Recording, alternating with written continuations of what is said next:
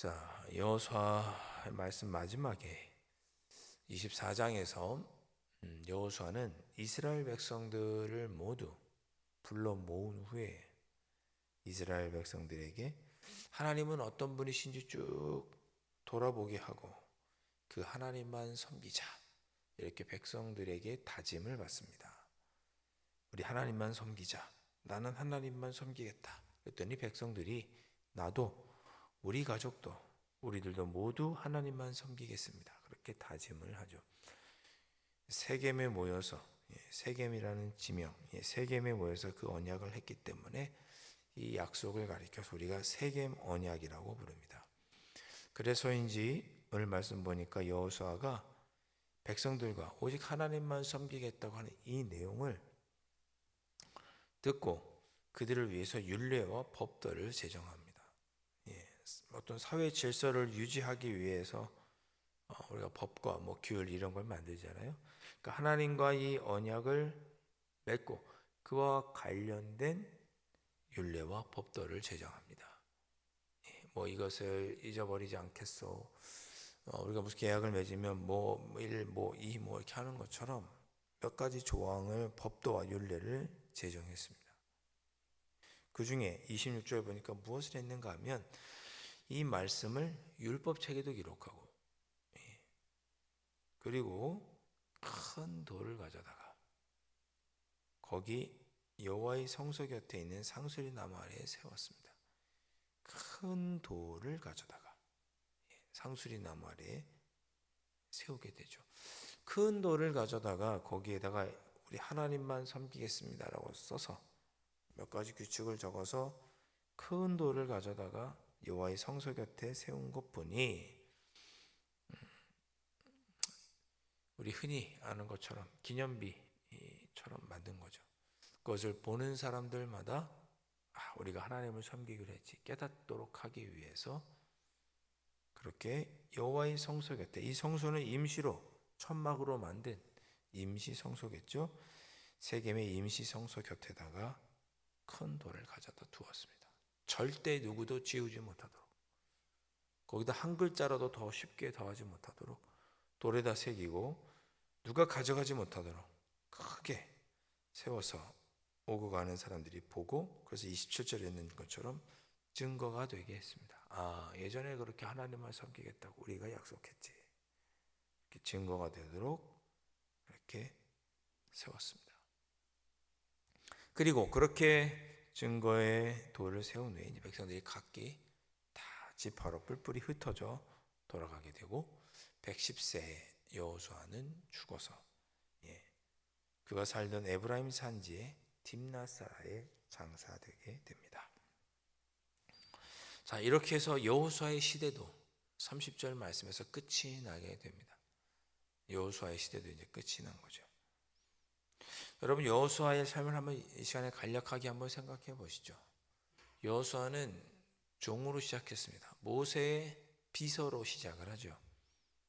그때는 젊었고 그는 그때 훈련 받았을 것입니다. 모세가 40년 동안 이스라엘 백성들을 다스리는 동안 그의 비서로서 훈련했죠.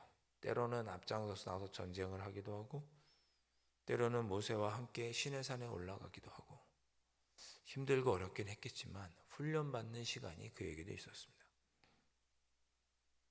그때 모세에게 많이 배웠겠죠. 지도자는 저렇게 해야 되는구나. 하나님과 가까이 해야 되는구나. 지도자의 자리가 참 힘들고 어려운 것이로구나. 백성들은 늘 원망하고 불평하는데 그들을 다스린다는 건 참 어려운 일이구나. 충분히 훈련받았을 것입니다. 그리고 모세가 죽은 후에는 지도자로서 가나안 전쟁을 이끌게 되죠.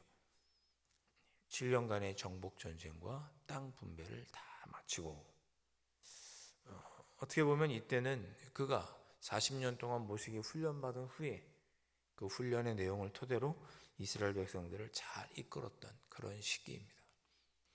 그것으로 끝이 아니고 그의 신앙이 더욱 성숙하게 되죠. 전쟁이 끝난 후에는 그가 110세 죽기까지 그는 이스라엘을 다스리게 됩니다. 백성들을 잘 다스렸죠. 오늘 읽었던 말씀 31절에 보면 여호수아가 사는 날 동안에는 이스라엘 백성들이 하나님을 온전히 섬겼다 그랬습니다.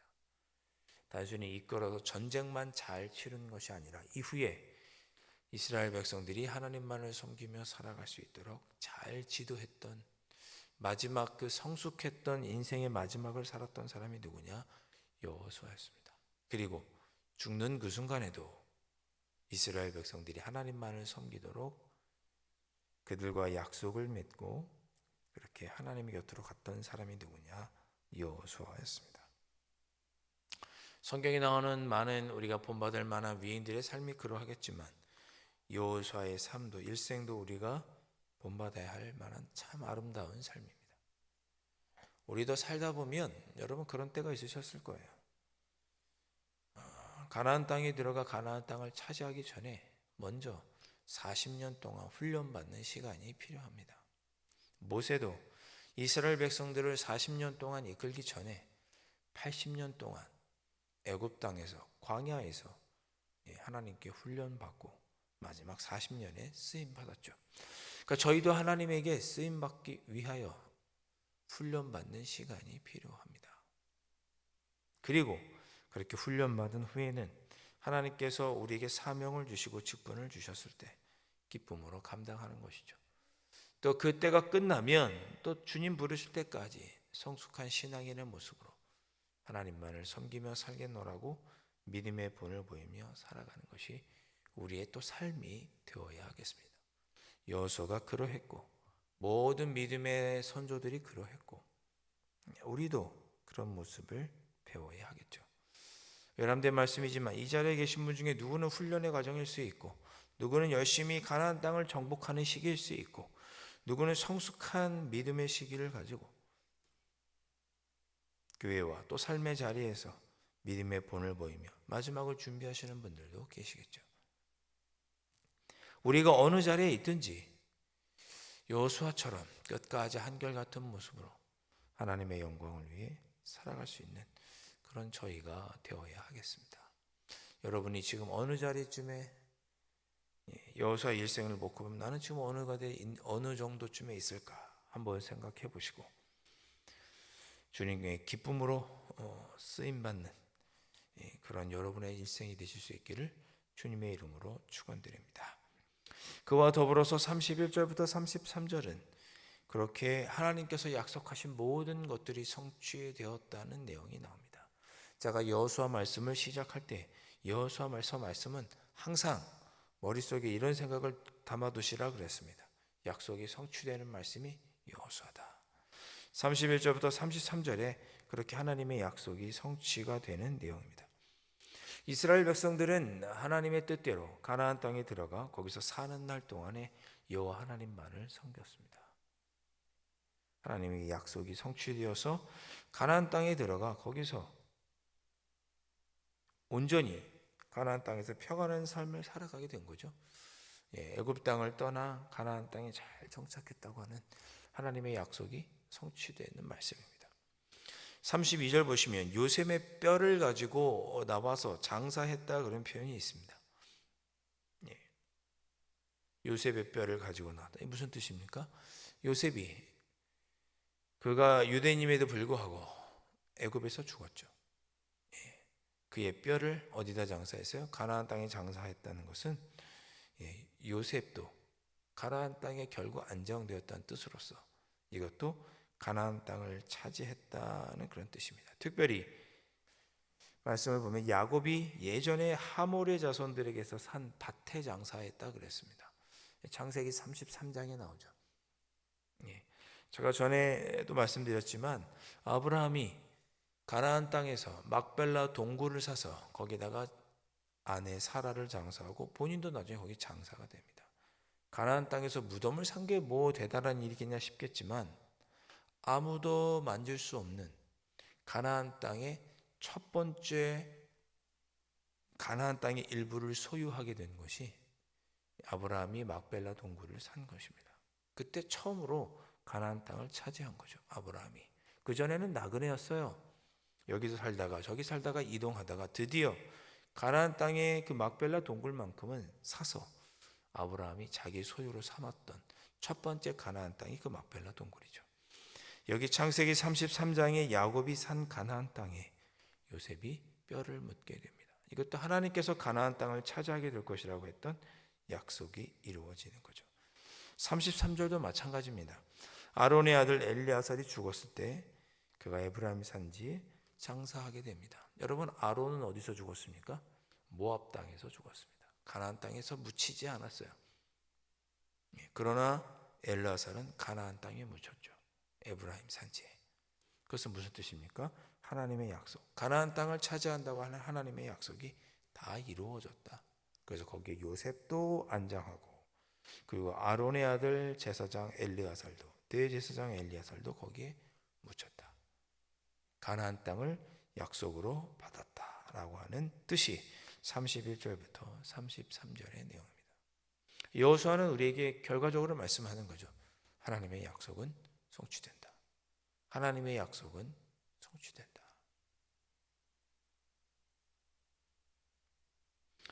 오늘 12월 31일입니다. 내일이면 저희 또 떡국 먹겠죠?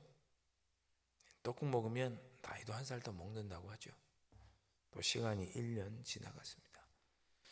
과연 나는 또 한 살을, 또 새해를 맞이하는 이 즈음에 나는 여호수아의 삶 중에 어디쯤을 살고 있나 한번 돌아보시면 좋겠습니다. 어디에 있어도 상관없겠죠. 우리가 하나님의 영광을 위해서 훈련받는 것도 감사하고, 지금 열심히 일하는 것도 감사하고, 성숙된 모습으로 가정을 돌보고 신앙의 믿음의 본을 보이는 것도 참 좋겠죠. 내가 어디에 있는지, 그러나 하나님의 뜻대로 살아가고 있는지 한번 돌아보시는 오늘 2025년 마지막 날이 되실 수 있기를 바라고, 더불어서 하나님의 약속은 반드시 이루어진다. 하나님께서 나에게 약속하신 것은 반드시 이루어진다 라고 하는 마음을 가지시고, 하나님 2026년에도 저에게 약속해 주신 것들을 성취하는 귀한 한 해가 되게 해 주십시오.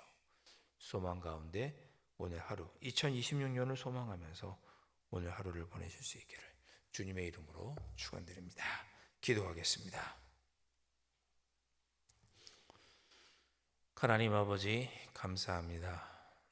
2025년도 아버지 하나님, 저희들에게 건강을 주시고 주님을 사랑하는 마음 허락하여 주시고 기도의 열정을 허락하여 주시고 모든 상황들을 허락하여 주셔서 2025년 한 해도 성실하게 기쁨으로 이 새벽 제단을 쌓아올 수 있도록 인도하여 주셨으니 아버지 하나님 감사합니다.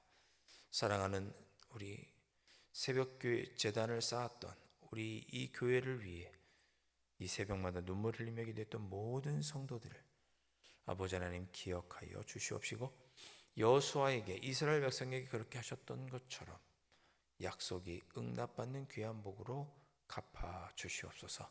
앞으로도 건강을 더하여 주시고 삶의 형편을 허락하여 주셔서 새해에도 기쁨으로 새벽 제단을 쌓아가는 우리 모두가 될 수 있도록 인도하여 주시고, 2026년도에는 기도하는 모든 것들도 아버지 하나님 주님의 뜻 안에 선하게 응답받는 귀한 한 해를 살아갈 수 있는 저희들 모두가 될 수 있도록 아버지 하나님 축복하여 주시옵소서. 귀하신 예수 그리스도의 이름으로 간절히 기도하옵나이다. 아멘.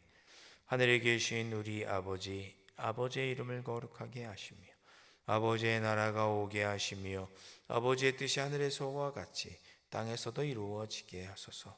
오늘 우리에게 일용할 양식을 주시고 우리가 우리에게 잘못한 사람을 용서하여 준 것 같이 우리 죄를 용서하여 주시고 우리를 시험에 빠지지 않게 하시고 악에서 구하소서. 나라와 권능과 영광이 영원히 아버지의 것입니다. 아멘.